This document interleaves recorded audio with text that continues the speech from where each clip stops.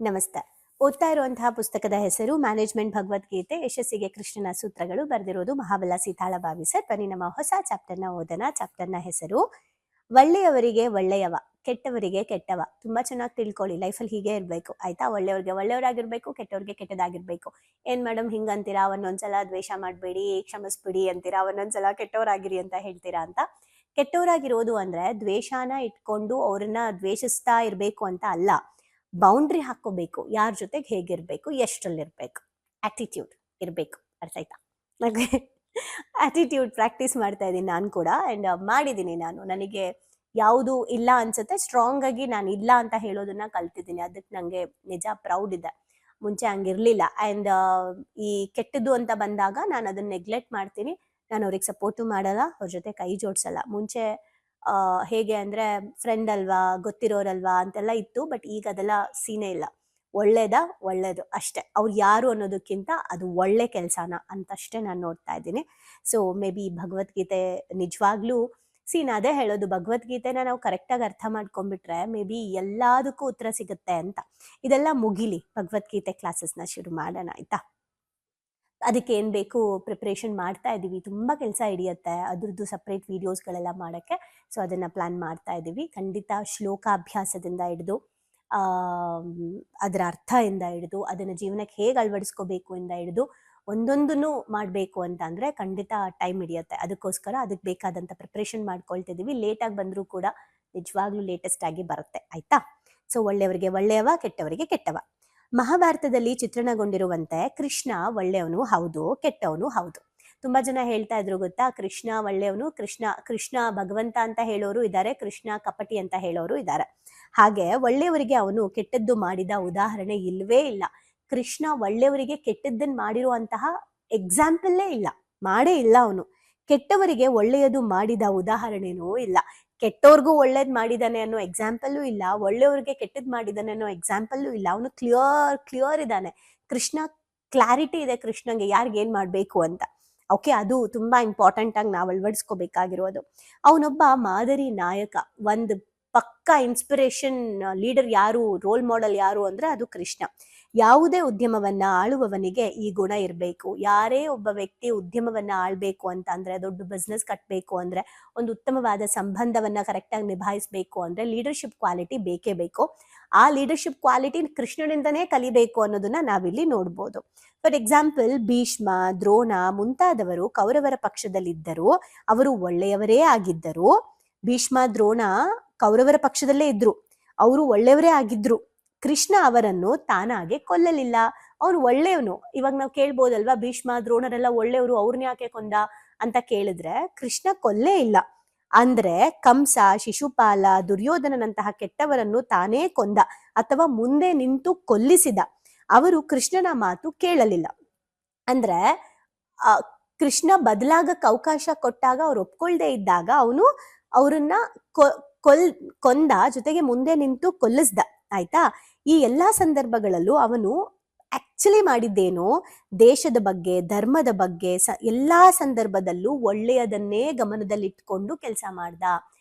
ನಾನು ರೀಸೆಂಟ್ ಆಗಿ ಒಂದು ಕ್ಲಾಸಲ್ಲಿ ಬೆಳಗ್ಗೆ ಹೇಳ್ತಾ ಇದ್ದೆ, ಏನಂದ್ರೆ ನನ್ನ ಮಾರ್ನಿಂಗ್ ಕ್ಲಾಸಲ್ಲಿ ಹೇಳ್ತಾ ಇದ್ದೆ, ನಿಮ್ಮ ಉದ್ದೇಶ ಕ್ಲಿಯರ್ ಇದ್ರೆ, ನೀವು ಮಾಡ್ತಾ ಇರೋ ಕೆಲಸ ಉದ್ದೇಶದ ಬಗ್ಗೆ ನಿಮಗೆ ಖಂಡಿತ ಸ್ಪಷ್ಟತೆ ಇದ್ರೆ, ನೀವು ಯಾರಿಗೂ ಹೆದರಬೇಡಿ. ನೀವು ಆಕ್ಚುಲ್ ಆಗಿ ಆನ್ಸರ್ ಮಾಡ್ಬೇಕಾಗಿರೋದು ಭಗವಂತನ್ಗೆ. ಅಂಡ್ ನಿಮ್ಮ ಉದ್ದೇಶ ಕ್ಲಿಯರ್ ಇದ್ರೆ ಆಯ್ತಾ, ನೀವು ಒಂದು ಉದ್ದೇಶ ಕ್ಲಿಯರ್ ಇದ್ದು ನೀವು ಅಲೈನ್ ಆಗಿದ್ರೆ ನಿಮ್ಗೆ ಏನ್ ಬೇಕು ಅದನ್ನ ಮಾತ್ರ ಭಗವಂತ ಕೊಡ್ತಾನೆ, ಏನ್ ಬೇಡ ಅದನ್ನ ಕೊಡಲ್ಲ. ಹಾಗೆ ನಿಮ್ಗೆ ಎಷ್ಟು ಚೆನ್ನಾಗಿ ಸೂಚನೆಗಳನ್ನ ಕೊಡ್ತಾನೆ ಅಂದ್ರೆ, ಇದನ್ ಮಾಡು, ಇದನ್ ಮಾಡ್ಬೇಡ, ಇಲ್ಲಿ ಹೋಗು, ಇಲ್ಲಿ ಹೋಗ್ಬೇಡ ಅನ್ನೋ ಸೂಚನೆಗಳನ್ನ ಕ್ಲಿಯರ್ ಆಗಿ ಕೊಡ್ತಾನೆ. ಅದನ್ನ ಗ್ರಹಿಸೋ ಶಕ್ತಿನ ಅವನಿಗೆ ನಾವು ಡೆವಲಪ್ ಮಾಡ್ಕೋಬೇಕು. ಅದಕ್ಕೆ ನಾನು ಬೆಳಗ್ಗೆ ಮಾರ್ನಿಂಗ್ ಕ್ಲಾಸಲ್ಲಿ ಹೇಳ್ತಿದ್ದೆ, ಭಗವಂತ ನಮ್ಮನ್ನ ಕರ್ಸ್ಕೊಳ್ತಾನೆ, ಆದ್ರೆ ಹೋಗೋಕ್ ನಿರ್ಧಾರ ನಾವೇ ಮಾಡ್ಬೇಕು. ಮತ್ತೆ ಮನ್ಸು ಅವನೇ ಕೊಡ್ಬೇಕು ಅಲ್ಲ, ಮನ್ಸು ನಾವು ಮಾಡ್ಬೇಕು. ನೀನ್ ಮನ್ಸ್ ಮಾಡು, ನಾನ್ ಮಿಕ್ಕಿದ್ ನೋಡ್ಕೋತೀನಿ ಅಂತ ಹೇಳ್ತಾನೆ ಅಲ್ವಾ. ಸೊ ಹಾಗಾಗಿ ಇಲ್ಲಿ ಕೃಷ್ಣ ಕೆಟ್ಟವರಿಗೂ ಅವಕಾಶ ಕೊಟ್ಟ, ಆದ್ರೆ ಅವ್ರು ತಗೊಳ್ಳಿಲ್ಲ. ಹಾಗೆ ಅವನು ಪ್ರತಿ ಕೆಲಸದಲ್ಲೂ ಕೂಡ ಒಬ್ರಿಗೆ ಏನಾದ್ರೂ ಒಂದ್ ಮಾಡ್ಬೇಕಾದ್ರೆ ಅವನು ಧರ್ಮದ ಬಗ್ಗೆ, ದೇಶದ ಬಗ್ಗೆ, ಒಳಿತನ್ನ ಮಾತ್ರ ಗಮನ ಇಟ್ಕೊಳ್ತಾ ಇದ್ದ. ಶತ್ರುಗಳು ಅಥವಾ ಸ್ಪರ್ಧಿಗಳು ಮನವೊಲಿಸಿ ನಮಗೆ ಅನುಕೂಲ ಮಾಡಿಕೊಳ್ಳಲು ಮೊದಲು ಪ್ರಯತ್ನಿಸಬೇಕು. ಆಗಿರ್ಬೋದು, ಯಾರೇ ಆಗಿರ್ಬೋದು, ಫಸ್ಟ್ ಕನ್ವಿನ್ಸ್ ಮಾಡ್ದ ಅವನು, ಮನವೊಲಿಸ್ಕೊಳಕ್ಕೆ ಟ್ರೈ ಮಾಡ್ದ, ಬಟ್ ಆಗ್ಲಿಲ್ಲ. ನಾವು ಅಷ್ಟೇ, ಯಾರಿಗೇ ಆಗ್ಲಿ ಸಡನ್ ಆಗಿ ಡಿಸೈಡ್ ಮಾಡಕ್ಕಿಂತ ಒಂದು ಕನ್ವಿನ್ಸ್ ಮಾಡಕ್ ಟ್ರೈ ಮಾಡ್ಬೇಕು, ಒಳ್ಳೆಯವರಾಗಕ್ಕೆ ಅವಕಾಶ ಕೊಡ್ಬೇಕು, ಅವಕಾಶಗಳನ್ನ ನೋಡಿ ಹಿಂಗ್ ಮಾಡ್ಬೋದಾ ಅಂತ ಹೇಳ್ಬೇಕು. ಬಟ್ ಅದ್ ಯಾವ್ದು ಆಗ್ಲಿಲ್ಲ ಅಂದಾಗ ಫೈನಲಿ ನಾವು ಅದನ್ನ ಸ್ಟಾಪ್ ಮಾಡ್ಬೇಕಾಗತ್ತೆ. ಅದು ಸಾಧ್ಯವಾಗದಿದ್ರೆ ಆಗ ಮಾತ್ರ ದಂಡ ಕೈಗೆತ್ಕೊಳ್ಬೇಕು. ಯಾವಾಗ ಅವ್ರ ಮನವೊಲ್ಸಕ್ ಆಗ್ತಾ ಇಲ್ಲ, ಅವ್ರು ಒಳ್ಳೆ ದಾರಿಗೆ ಬರ್ತಾ ಇಲ್ಲ, ಅವರಿಂದ ಡ್ಯಾಮೇಜ್ ಆಗಕ್ ಶುರುವಾಗಿದೆ ಅಂತ ಅನ್ಸುತ್ತೆ, ಆಗ ನಾವು ಕೈಗೆತ್ಕೋಬೇಕಾಗತ್ತೆ ದಂಡವನ್ನ. ಸೊ ಪ್ರಪಂಚ ಎಷ್ಟು ಕೆಟ್ಟಿದೆ ಎಂದು ನಾವು ಇಲ್ಲಿ ಮಾತಾಡ್ತಾ ಇದ್ದೀವಿ, ಆದ್ರೆ ಪ್ರಪಂಚ ಎಷ್ಟು ಕೆಟ್ಟದೋಗ್ಬಿಟ್ಟಿದೆ, ಪ್ರಪಂಚದಲ್ಲಿರೋರೆಲ್ಲ ಕೆಟ್ಟವರು ಅಂತ ನಾವು ಮಾತಾಡ್ತಾ ಇದೀವಿ, ಆದ್ರೆ ಪ್ರಪಂಚದಲ್ಲಿ ಒಳ್ಳೇದು ಸಾಕಷ್ಟಿದೆ ಅನ್ನೋದು ನಾವು ಗಮನಿಸ್ತಾ ಇಲ್ಲ ಅಲ್ವಾ? ಒಳ್ಳೇದನ್ನ ನಾವು ಗಮನಿಸಕ್ ಶುರು ಮಾಡಿದ್ರೆ ಲೈಫಲ್ಲಿ ಒಳ್ಳೇದು ಜಾಸ್ತಿ ಆಗಕ್ಕೆ ಶುರುವಾಗುತ್ತೆ. ನಾನು ರೀಸೆಂಟ್ ಆಗಿ ಒಂದು ಇನ್ಸ್ಟಾಗ್ರಾಮ್ ಪೋಸ್ಟ್ ಹಾಕಿದ್ದೆ. ಅಂದ್ರೆ ಎಲ್ಲೋ ಹೋಗ್ಬೇಕಾದ್ರೆ ಫೋನ್ ಕಳ್ದೋದಾಗ ಹೇಗೆ ಅವ್ರು ಬಂದ್ ಕೊಟ್ರು, ಅಂದ್ರೆ ಒಳ್ಳೆಯವರು ಜಗತ್ತಲ್ಲಿ ಇದಾರಲ್ವಾ ಅಂತ ಒಂದು ಪೋಸ್ಟ್ ಹಾಕಿದ್ದೆ. ಅಂಡ್ ನೀವು ನೋಡಕ್ ಸ್ಟಾರ್ಟ್ ಮಾಡಿ ಆ ಒಳ್ಳೇದನ್ನ ಅಂತ ಹೇಳಿ. ಸೊ ಹಾಗಾಗಿ ಉದ್ಯಮ ಜಗತ್ತಿನಲ್ಲೂ ಕೂಡ, ಅಂದ್ರೆ ನೀವು ಬಿಸ್ನೆಸ್ ಅಲ್ಲಿ ಗ್ರೋತ್ ಆಗ್ಬೇಕು ಅಂದ್ರೆ ಒಳ್ಳೇದು ಇರ್ಬೇಕು, ನಿಮ್ಮ ಹತ್ರ ಒಳ್ಳೆತನೂ ಇರ್ಬೇಕು. ಮೋಸ ಒಂದೇ ಮಾಡಿ ಎಲ್ಲದನ್ನೂ ಗೆಲ್ತೀನಿ ಅಂದ್ರೂ ಆಗಲ್ಲ.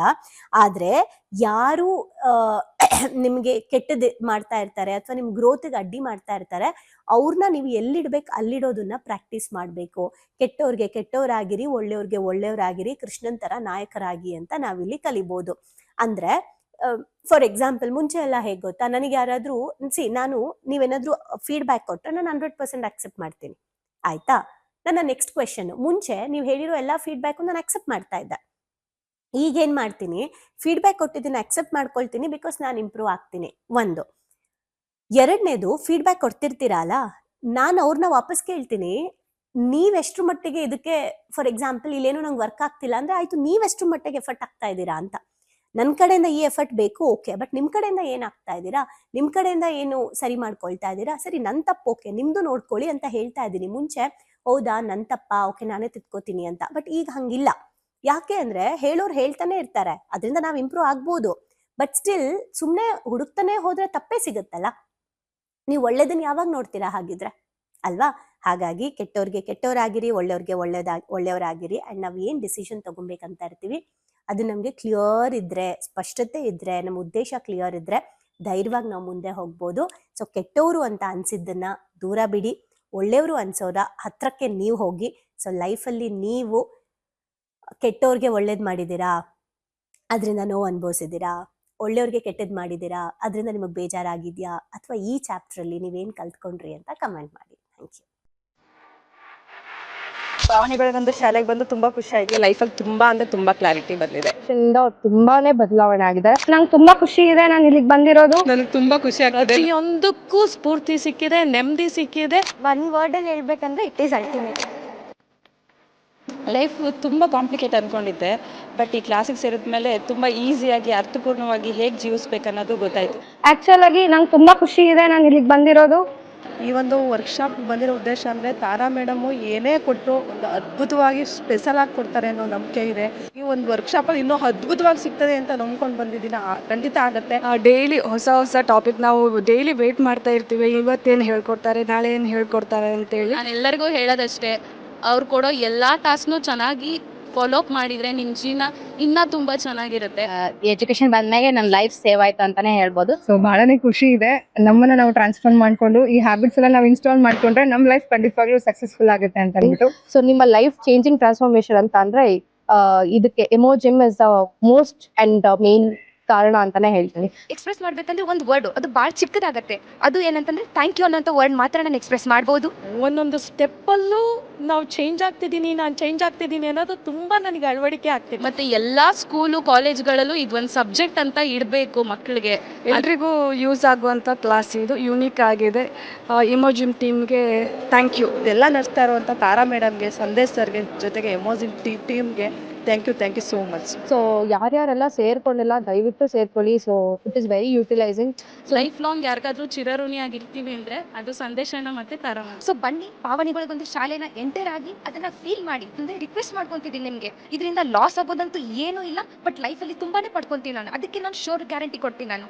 ಎಲ್ಲೋ thank you to Tara ma'am and Sandesh sir. Thank you to whole my Emojim. Thank you.